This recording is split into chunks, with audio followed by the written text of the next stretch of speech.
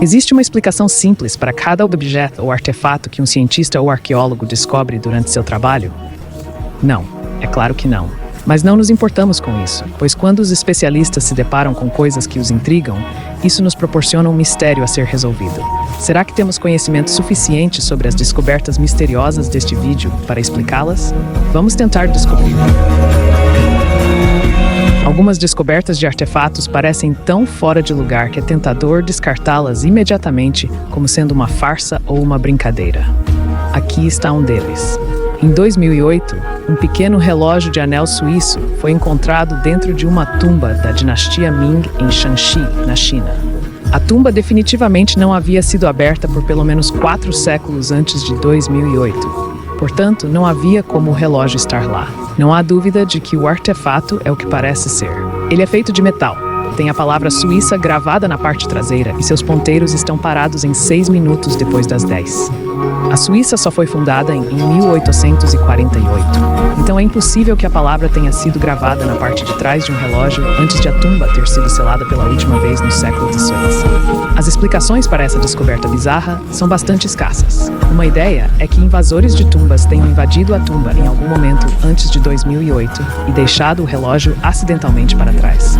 Se for esse o caso, então eles realmente fizeram um trabalho de especialista ao selar novamente a tumba quando saíram, e não parece que tenham levado nada valioso com eles. Uma ideia ainda mais estranha seria se um roedor tivesse entrado na tumba e, de alguma forma, levado o pequeno relógio com ele. Alguma dessas explicações parece provável para você ou faz sentido? Quando se trata de uma múmia egípcia antiga, às vezes há mais do que apenas a múmia em si.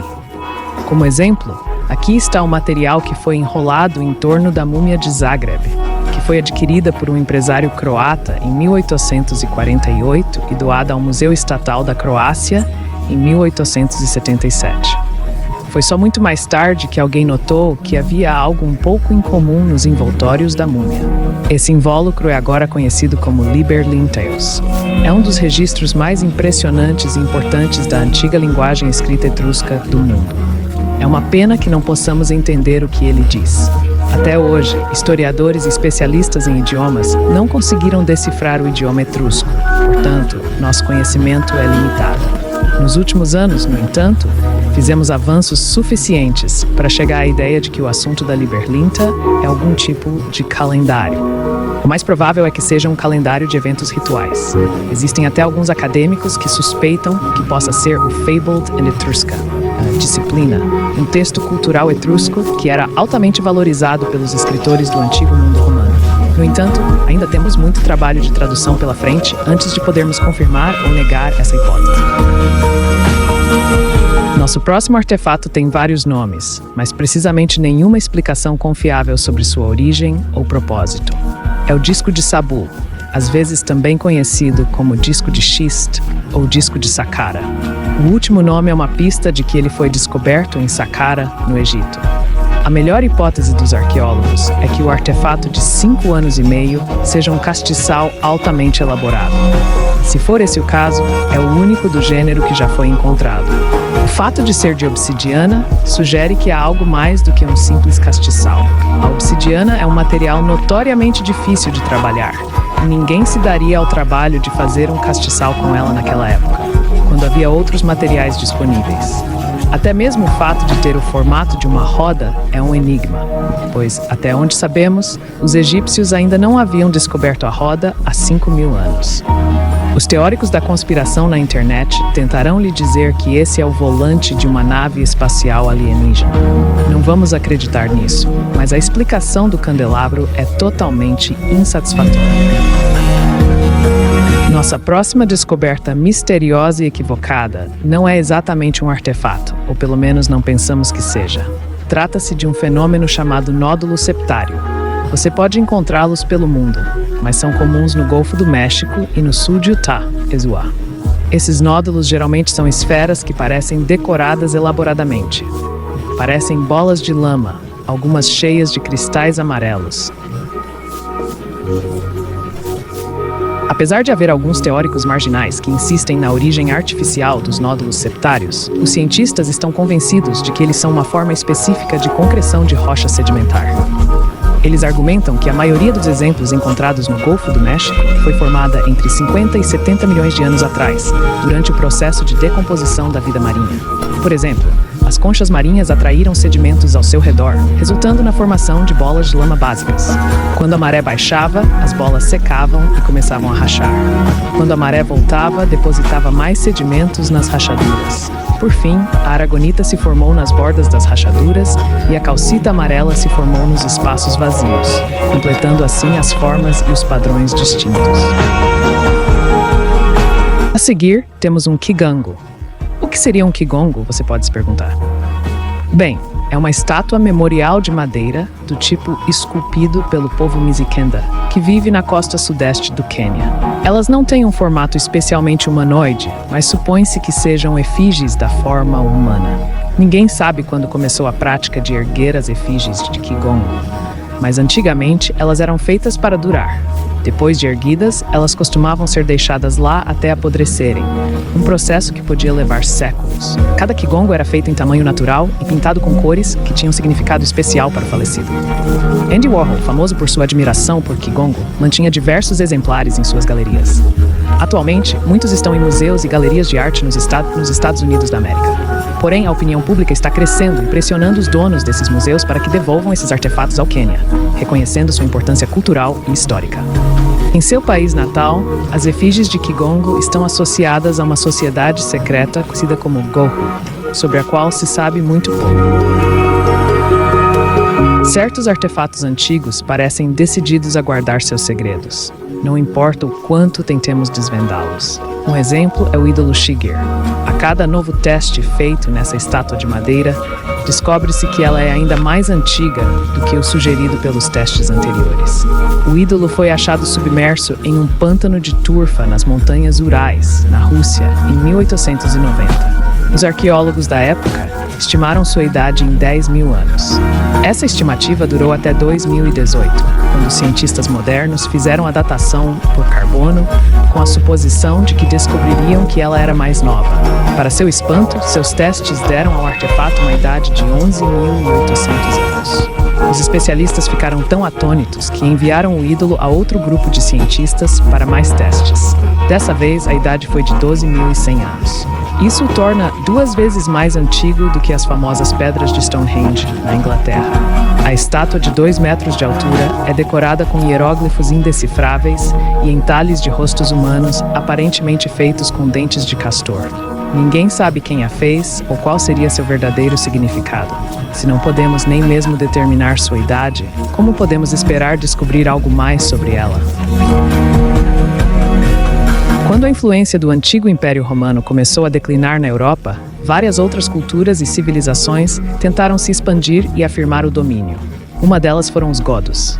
Eles só estiveram por perto em um piscar de olhos. Em termos históricos, mas isso não os torna insignificantes.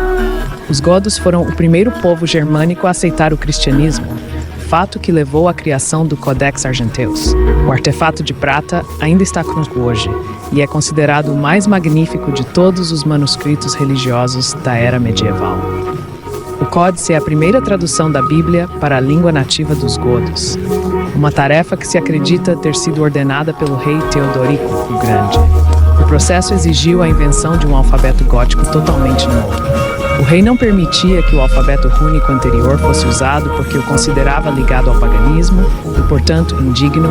O códice desapareceu depois que o reinado do rei chegou ao fim e acabou aparecendo na abadia de Verden, no século XVI, mais de 1.000.000 anos depois. Ninguém sabe onde ele esteve durante todos esses anos.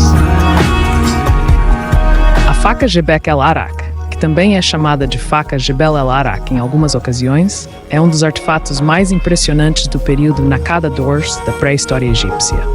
Esta faca, feita de marfim e sílex, tem entre 5.200 a 5.500 anos de idade, oferecendo-nos uma visão das condições culturais do Egito daquela época. Devido aos sinais de influência mesopotâmica que apresenta, a origem exata da faca ainda é desconhecida.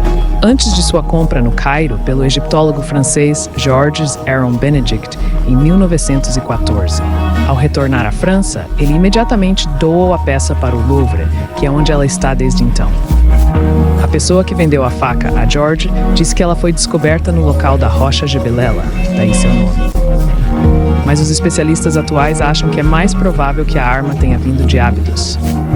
Os aspectos mais interessantes dos artefatos são os relevos esculpidos em seu cabo, que incluem o motivo do mestre dos animais. Trata-se de uma inclusão muito comum na arte mesopotâmica, mas nunca havia sido observada em artefatos egípcios antes da descoberta da faca. É possível que a figura central nos relevos seja o deus conhecido como El, mas provavelmente nunca será possível confirmar isso. A história dos artefatos chamados Códices de Chumbo de Jordan é controversa. Os livros de chumbo teriam sido encontrados no fundo de uma caverna na Jordânia em março de 2011. As páginas de metal contêm registros ligados à escola de misticismo judaico Cabala. Após um ano de investigação, vários especialistas, incluindo os da BBC do Reino Unido, consideraram os livros falsos. 4 anos depois, uma investigação da Universidade de Sussex, no Reino Unido, conseguiu provar que o chumbo utilizado nos livros é antigo. No entanto, não foi possível determinar com precisão a idade das inscrições que estão contidas neles. Desde então, ninguém concorda se os códices são verdadeiros ou falsos. As páginas têm 2000 anos, assim como os fragmentos de couro. Mas historiadores afirmam que as inscrições são falsas, cheias de erros e inconsistências. Isso sugere que alguém encontrou um livro antigo e tentou torná-lo mais interessante, passando como significativo religiosamente. Aqueles que acreditam na veracidade dos códices dizem que o que está escrito nas páginas está escrito em código, e é por isso que eles parecem não fazer sentido. Não esperamos que esse debate termine tão cedo. Vamos viajar para o México, onde encontramos a cidade de Zinzunzan. Além de ter um nome encantador que se traduz para o inglês como Lar dos Beija-Flores, essa cidade já foi a capital do estado Tarascan, situada às margens do belo lago Pátzcuaro. A partir desse local, os Pirapecha cresceram em poder e desafiaram os astecas antes de finalmente sucumbirem aos mesmos invasores espanhóis que derrotaram seus vizinhos. Quando desapareceram, não deixaram registros escritos para trás. Porém, eles moravam atrás de 5 estruturas chamadas Yacata. Essas construções lembram pirâmides arredondadas, mas sem os topos pontiagudos característicos.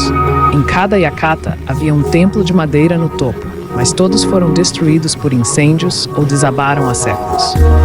Arqueólogos acreditam que esses templos serviam como centros administrativos, onde se julgavam e planejavam os assuntos das famílias que habitavam as 40 alas situadas abaixo dos Yacatas. Infelizmente, os bons tempos não duraram muito. Zinzunzan foi fundada por volta de 1450, mas foi abandonada por volta de 1530, após o conquistador espanhol Nuno de Guzmán capturar e matar o rei Tanguachuan. Quando essa rara e longa lâmina de combate de saxofone de areia foi descoberta no Parque Paisagístico Wydeki, na Polônia, em agosto de 2021, os arqueólogos estavam certos de que era antiga. No entanto, não tinham certeza se a lâmina tinha ou não origens vikings, e o debate sobre essa questão ainda está em andamento até hoje. Embora os historiadores chamem lâminas como essas de espadas, provavelmente seria mais correto referir-se a elas como facas longas. Apesar de serem arqueólogos, as pessoas que a encontraram não estavam buscando por ela quando a descobriram. Em vez disso, eles estavam tentando identificar a localização de um campo de batalha da Guerra da Pomerânia Polonesa de 1991. Não se acredita que a lâmina esteja associada a essa batalha. Ao contrário, ela parece ser uma relíquia do século VIII. A descoberta torna-se ainda mais curiosa pelo fato de não haver mais nada de importância arqueológica na área ao redor. A lâmina parece estar isolada, o que sugere que ela pode ter caído ali por acidente. Isso provavelmente teria sido uma perda lamentável para o proprietário, que o utilizou em batalhas. A pequena curvatura na ponta da lâmina é um sinal revelador de que a arma foi realmente usada em combate. Fora isso, entretanto, ela está notavelmente intacta e em boas condições.